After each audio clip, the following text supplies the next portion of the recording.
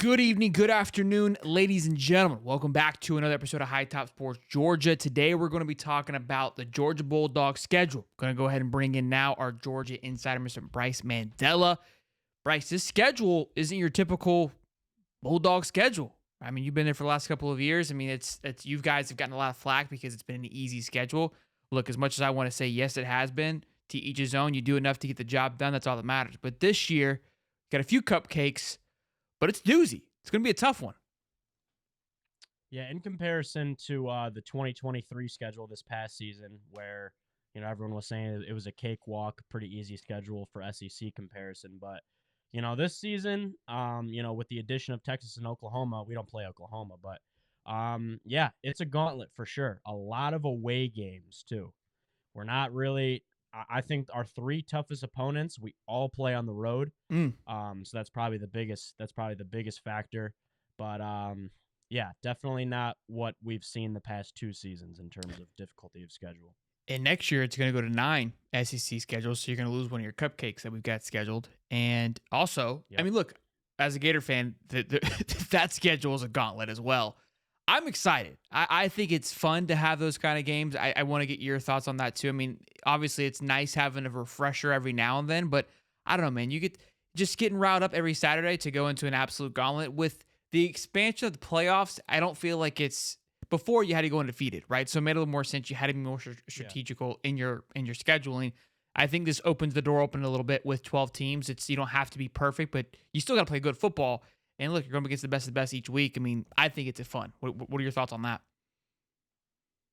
Yeah, it's going to be a different format, obviously, with the 12 teams. And, I mean, it's going to be kind of crazy. We're going to be seeing some two-loss playoff teams. Sure. In this new format. Whereas, especially this year, I mean, Jesus, we lost one game in the past 760 days, whatever it was, by 3 points. And we don't get in the playoff. And I'm not one of these delusional Georgia fans that says, "Oh, we should have got in." Like, yes, were we a top 4 team? But like, yeah, just with the way that it went, just the way that the dominoes fell, we didn't deserve to be in the playoff this year. But it was just crazy thinking, "Wow, we lost one game by 3 points, now we're not in it." Whereas this season, this upcoming season, we could drop 2 games on the road and still be a 7 seed. Could still win the SEC championship. Could exactly. Honestly. So genuinely that's crazy. It's gonna be fun. I'm gonna love it. I mean, look, you could have not lost a single game and I made the playoffs. So you could have been. There's that Florida State. Yeah, at least we're not Florida State. Yeah, there's always somebody that has it worse. But let's dive into it. Let's take a look at the schedule here. You're going to give us your thoughts and your predictions on this schedule here, and let's hear your predictions, man. All right, starting off week 1, this is going to be the Aflac kickoff game against Clemson. This will be played at Mercedes-Benz Stadium, what we like to call Sanford West. A lot of Georgia fans come out to that game. Pretty much any time we play in the Mercedes-Benz Stadium. Usually, in previous SEC championship games, it's been about, they say 65-35 in terms of the Georgia fans as opposed to the other team. So right there in Atlanta, definitely plan on going to that game, just an hour and a half west. I think that's an easy, I wouldn't say easy, but I think we take care of business by a few touchdowns against Clemson. I agree. I think Clemson's going to take a step back. They've kind of been a little bit stagnant. They're trending a little downwards. Obviously, sure. with Dabo Swinney's kind of philosophy on the past.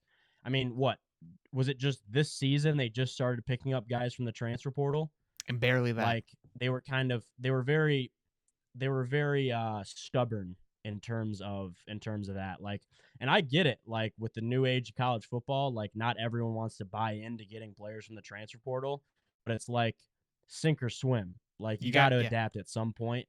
So, and I think that's what's hurt Clemson the past 3-4 years is that, the introduction of the transfer portal, they haven't really utilized it up until this past season. So, they do have a 5-star linebacker coming in, Sammy Brown, who also lives like 30 minutes from Athens.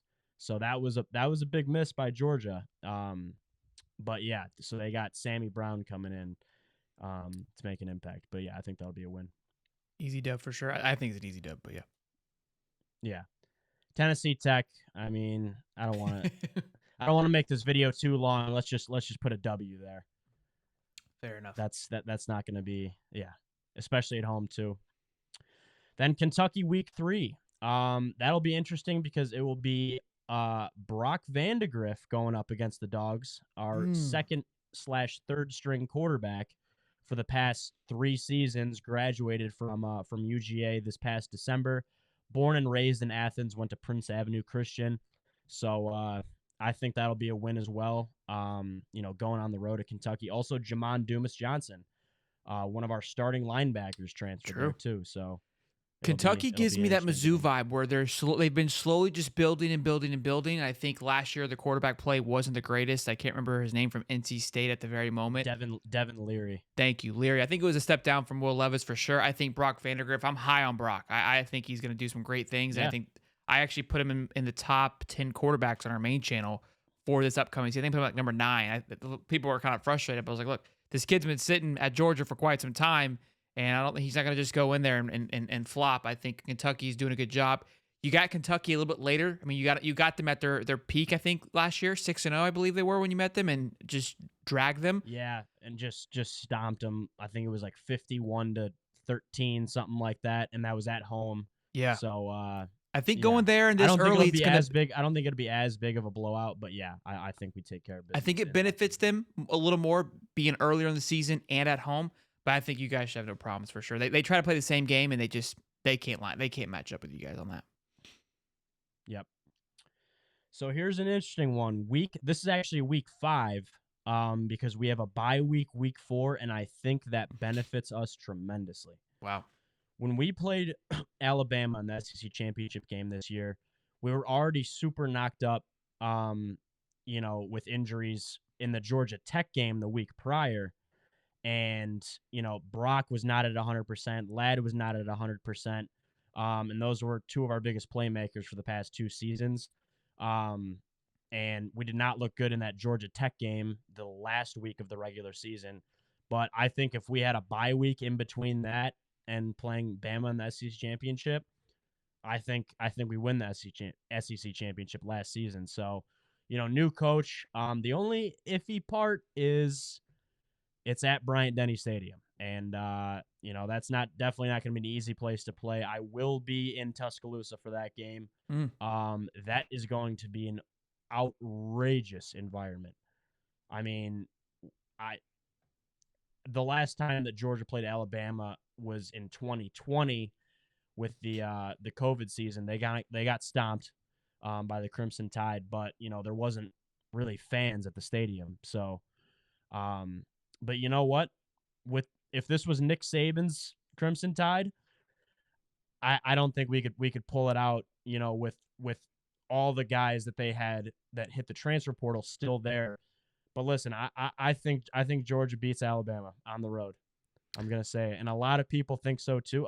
People have them going like 8-4. Alabama, I don't know about that. I think they probably lose 2 games, but I was gonna say one of those losses. I'm going to push back because obviously I think if being a Gator fan, I'm going to have my thoughts. I like this pick here. I got Georgia -3 probably this early on. Things could change and we'll see more from both teams. But if, right now, if I'm Vegas, I'm putting -3 on Georgia on this game. They have a lot of attrition, guys going to the portal, but coaches as well. Just lost their linebacker coach. They've lost their offensive coordinator. DeBoer did from Washington to the NFL. Mm-hmm. There's a lot of attrition happening, not just the head coach. Look, I'm not saying Bama's going to just fall off the map, but they're going to take in a schedule that is the hardest Bama's probably going to face in a very long time.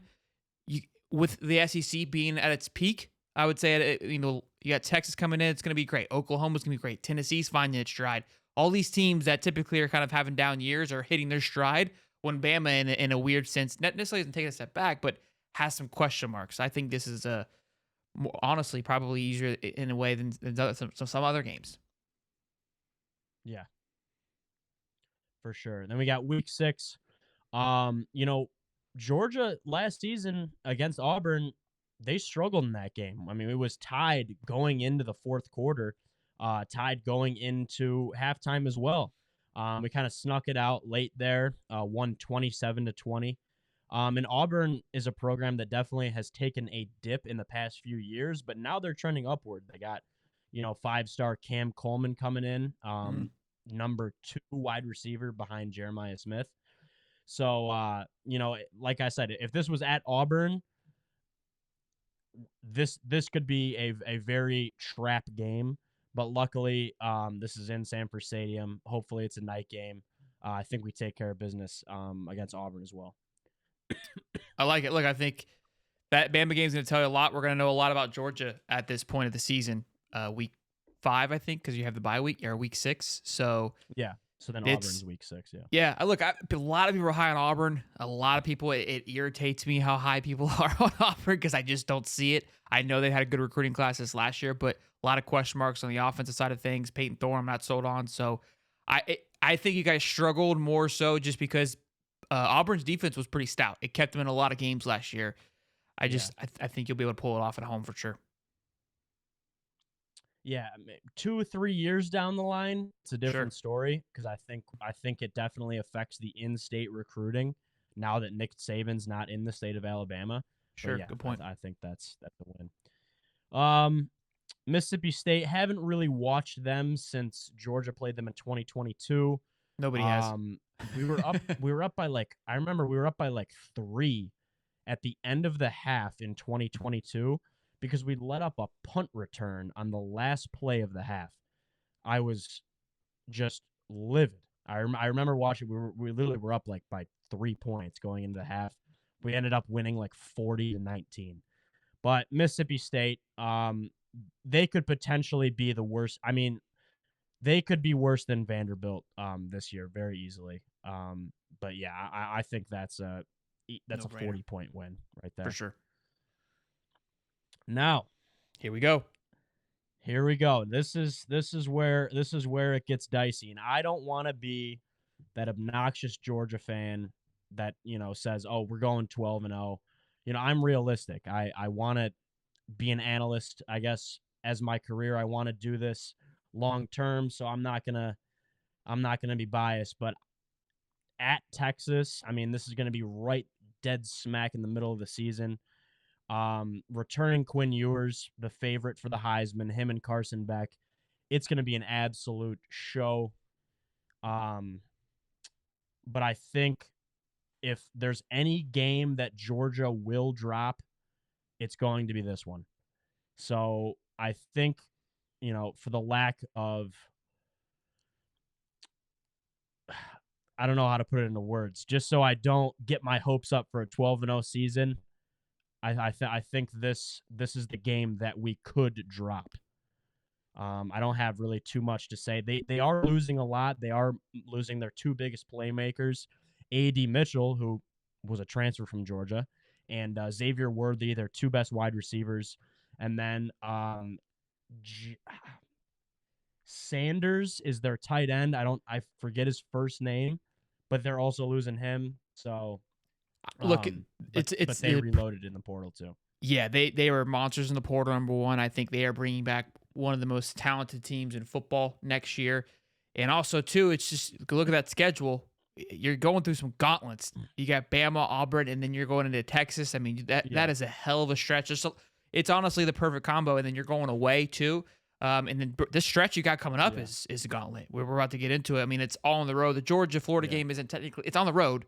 So I guess it technically is, and it's at Florida, but that's not really the same case. But yeah, I agree. I think it's still a toss up. I don't think it's but I like your head's at. I think it's reasonable to say this game losing one is possible, and I think if you had to choose one, this is probably your most likely game you're going to lose in the next game. But we'll get into that. Exactly, and I think the biggest factor is what week it is in the season. Week 8.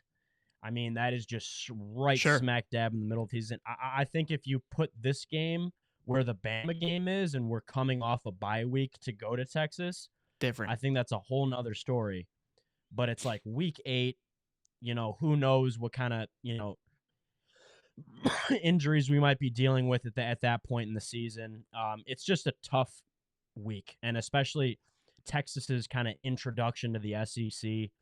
Their fans are going to be rowdy. So we'll put that as a loss for now. Then moving on, obviously world's largest outdoor cocktail party, Georgia, Florida. I'm sorry. I mean, I don't want to. I don't want to get under your skin too much, but let's just put that as a win there. No, you're good. You're gonna hurt my feelings. Yeah. You Yeah, texted me. I go, you sure about that? You go, sure as I could be. Sure as I can be. Yep. And the one thing that with it, sometime I know that it's not going to change within the next. I know for a fact 5 years, I believe, but it kind of depends on because the Jacksonville Jaguars are looking to get a new stadium within the next decade. So, we might see, hopefully sometime within my lifetime, a Georgia, Florida, at Georgia or at Florida. If we roll into the swamp, like I said, I think it could be a whole different game, but it's like a neutral site game. We're playing on an NFL field. There's really no home field advantage. Yeah, that's going to be a win. I think it's inevitable that we will play at each other's stadium in the next decade, but yeah. Yeah. So then moving on, this is the other, I guess, question mark. It's the Alabama game and the Texas game. Here's the thing that I don't really love, I guess, about Ole Miss is I am not 100% bought in. I mean, ever since I've been a student here at UGA, which this is my third year, next year is my final year as a student. There's been it seems like every single week, not every week, but like there'll be a ranked SEC opponent. This has probably happened 7 or 8 times. Everyone's, hyping up this team. I mean, it happened with Ole Miss this past season. Ole Miss was ranked 10 or 11, somewhere around that range. They're coming into Athens, college game days here. It's crappy weather. It was like, for Georgia standards, it was like 55 and raining, just absolute garbage. It was a night game, but Sanford Stadium was just ear-splittingly loud. I think it was arguably louder than the Tennessee game in 2022. And Ole Miss looked like absolute garbage. I mean, they scored, I think, on the second drive. And then they didn't score until like early in the fourth quarter. Absolutely waxed them like 52 to 13, whatever the score was. It was like 52 to 17. Yeah. Yeah. I wasn't impressed at all with Ole Miss. They got Walter Nolan. They had the best transfer portal class by far. Them and Oregon, I think. Oregon, and Ohio State kind of won the transfer portal this season. But their defense, just because, they get the number 1, transfer defensive tackle, Walter Nolan. I think we put up like a 50 spot. Now that's not to say that, they're not going to put up 35 too, because that offense is going to be electric. They did lose Quinshaw Junkins though, to Ohio State, but supposedly their second string running back is like even better, like because Quinshaw averaged like 4.3 yards a carry, and then their second string guy averaged like 5.4. Dime a dozen. I don't know what his name is, but I remember, Lane Kiffin. He's very outspoken, and he even said that on Twitter. So, I'm not going to be bought into Ole Miss unless they're 9-0 that week.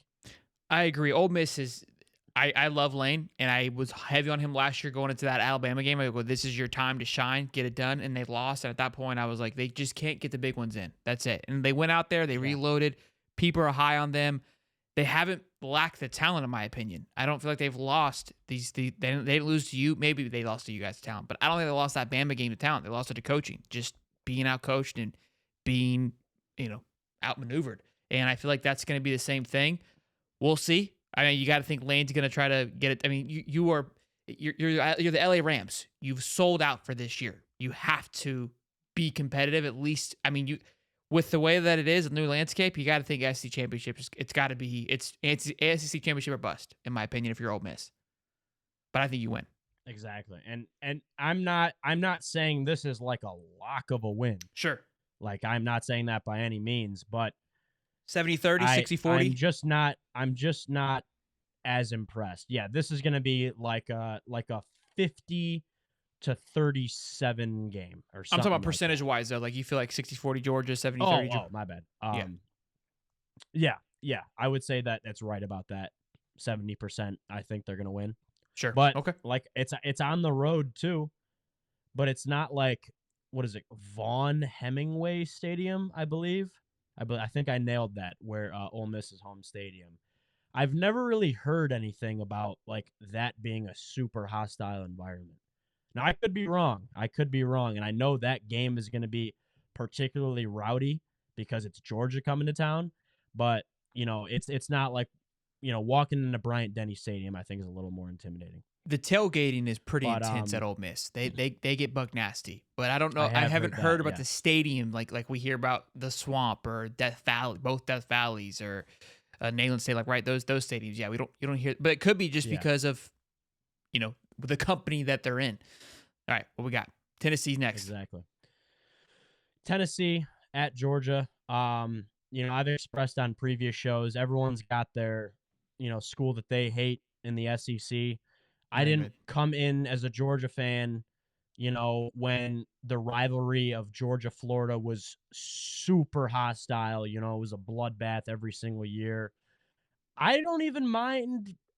I mean, I hate Alabama, but it's not like I like absolutely despise of them. Tennessee absolutely cannot stand. Um, their fans are just one of my good friends goes there. He's the most delusional Tennessee fan. They thought they were just riding on rainbows that one 2022 season when they came into Athens at number 1, and we won that game 27-13. But if you watch that game in 2022, the score did not reflect 27-13. I mean, it was pouring rain the second half. It should have been like 45-13. But That was yeah, I think at Sanford Stadium, I think, and they're getting all this hype. Nico Yamaleava, I think he's going to be good, but it's going to be this. It's the same scenario in Ole Miss. It's like, yeah, you got high-powered guys on offense, but Tennessee's defense, in the past few years has been absolutely atrocious. Um, you know, you saw they were one game away from being in the college football playoff in 2022, and they let up 63 against South Carolina. So, I this is gonna be a 30-point win. Yeah, they're my lightning in a bottle season, that 2022 season. I said, look, they're good right now, but everyone thought it was going to continue to carry on last year. I mean, they played well. Don't get it wrong, but they lost to Florida and they lost to you guys, so it wasn't the season they lost to Mizzou by 30. This is true too. So yeah, It was like 30, I don't think they're going to be like 36-7. I got Florida beating them too. So I hope so. All right, you got a cupcake. We know we're going there. G-Tech. I mean, basically, you got 2 cupcakes there. Zoomass. This is an interesting. Not only is this an interesting team to play because UMass is notorious for being the worst FBS school in the entire country. I mean, Okay. consistently they go like 2-10 every year. So this isn't even like a mid-major like, Kent State's rolling into town. Sure. When, I mean, 2 years ago, we only beat Kent State by like 17. This could literally be like, this could be 70-0 if we keep the foot on the gas. But, weird week too, like super bizarre week 11. Yeah, I don't know what's going on there, but whatever. That's a win. And then closing out the season, Georgia Tech is trending upward. Sure. I hate to say that. And this is another team where I can't really relate to the rivalry because, since I've been a, diehard Georgia football fan, since I've been a student here, Georgia Tech has been abysmal. So last year, we beat them by 7 on the road. We made a lot of mistakes. Carson Beck had 2 silly turnovers in that game. He fumbled and then he had an interception in the red zone. But since this game's at home, I think we win by 3 scores. But yeah, closing out the season, 11-1. I think we return to the SEC championship game, whoever that may be. Obviously, it's going to be a new format too, with the elimination of the East and West. So it's not going to be a scenario where we're top of the East and we just play the best team in the West. It's going to be a similar format to what the Big 12 has been running. Yeah, where it's just the best 2 teams. I like and, that. It's gonna be different. Yeah. It's exciting. It's and I think, look, I think you could easily have two-loss SEC teams. To be perfectly honest with you, just because of how the cookie's going to crumble. Absolutely. I mean, the SEC is profound for beating each other up, but they typically next year even more so. Next year, without a shadow of a doubt, because of the nine games, maybe not as much. Mizzou's schedule is they took a playbook out of Georgia and Alabama. It is Have you seen it? I don't think I've seen Mizzou's schedule, no. Oh my goodness, I have to pull it up because it is. They know, like, people are sleeping on them. I think somebody had them like 7-4, 8-5, or whatever. 7-5, excuse me. And there's just no way. I don't see it at all. They don't play Florida, which is that's obviously just a competitive game. They don't play you guys, I don't think, or maybe they don't play you guys. No. They don't. So what do they? Is it like Mississippi State, Arkansas, Vanderbilt? You ready Kentucky? For this? First 4 games. Yeah. Murray State, Buffalo. Win. Yeah, win. Boston College. What? You're telling me they play 3 like absolute... Hold on. Then Vanderbilt. Hold on. Then A&M at College Station. So you can I think Mizzou's better. That could be a loss. But I think Mizzou's better. Then UMass. So wow, UMass is getting quite the gauntlet here. So they could easily be 1, 2, 3, 4, 1, 2, 3, 4, 5, 6-0. Headed into Auburn. It's in Mizzou. Again, that's a tough game. That's fine. Then Bama, then Oklahoma. That's very tough. That's their 3 hardest games. And then it goes South Carolina, Mississippi State, Arkansas. And Arkansas is basically Vandy at this point, and Mississippi State. So they got the bottom of the barrel of... They literally play far the 5 worst teams in the SEC. Yep. Florida technically would be kind of in that category as of now. I hate to say it, but true. But that is the bottom. I mean, because I don't think South Carolina is going to be any good. No, I think and then Arkansas is in shambles. Especially because KJ Jefferson is at UCF now. So that I think they lose to Bama. And man, they're probably better than Oklahoma now. That's crazy. Oklahoma plays in Mizzou. And so look, here's the thing, right? Mizzou always had to fight through Georgia to win. They could have 1 loss. Missouri could be in the SEC championship. Wow. Hey, I hope that happens. I hope. Yeah, because then you guys gets 1 loss and go to the SEC championship. But what could be crazy? Because if you lose to Tech, because look, Texas doesn't play them. So if you lose to Texas, and Texas, let's say, loses 1 or goes undefeated, you got 3 teams up there. All 3 of those teams are going to the playoffs, right? It's going to be fun. Next year is going to be absolutely nuts. That's for sure. Yeah. So final analysis. I think floor for the Georgia Bulldogs in 2024 is 10-2. Well, technically, if they go 10-2, I think they're still like an 8-9 seed. Sure. So I guess in that case, floor is 11-3. Like absolute rock bottom. That's if they lose 2 out of 3 against Ole Miss, Texas, and Alabama. And you think they make the playoffs? I don't see that happening. Yeah, and then winning a game in the playoffs and then running into, I don't know, like an Ohio State. Absolute floor. I mean, that would be a disaster of a season with the roster that we got coming in. And then ceiling's 15-0. Or Do they play one? No, because they're gonna. If they're a 1 seed, They would have a just bye. play 2 more games. Yep. Yeah. So ceiling definitely 15-0. It's gonna be tough. No, they play. with No, they would play an playing additional game. It's Alabama. 16. They would play an additional game because It's 16. Yeah, because they Okay. would play the. Then Yeah, it's two. It's then 2 then games. ceiling is If you're in the first round, you have to play 4 games. wow. So, But yeah, those are my final predictions. Lock it in. I love it. I think this went a lot longer than we anticipated, but it was good. Very informational. So hopefully Exactly. everyone enjoys it. It's the way too early prediction. Maybe we'll do a kind of a shorter version as we get closer to the season. Maybe we'll get some more updates on starters and whatnot and the other teams.